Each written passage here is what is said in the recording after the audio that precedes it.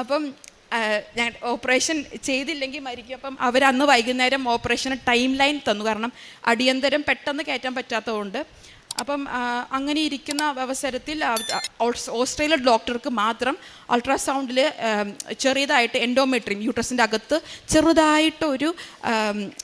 ചെറുതായിട്ടൊരു കണക്ഷൻ കാണാൻ പറ്റി. പക്ഷേ കാനഡയിലുള്ള ഡോക്ടർമാർക്കൊന്നും കാണാൻ പറ്റിയില്ല. അപ്പം ഓൺ ഹിസ് പ്രോമിസ് നമ്മൾ വീട്ടിലോട്ട് വിട്ടു, 1 വീക്ക് വെയിറ്റ് ആൻഡ് വാച്ച് ആയിട്ട്. അങ്ങനെ വീട്ടിൽ വന്നു. 1 വീക്ക് കഴിഞ്ഞപ്പോൾ വീണ്ടും അൾട്രാസൗണ്ട് ചെയ്തു. ബേബി കംപ്ലീറ്റ് ആയിട്ട് എൻ്റെ യൂട്രസിൻ്റെ ഉള്ളിലോട്ട് പിടിച്ചു.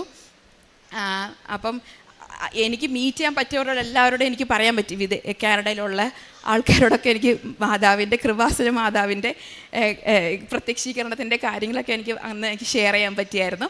ഫർദർ പ്രഗ്നൻസി കണ്ടിന്യൂ ചെയ്തു.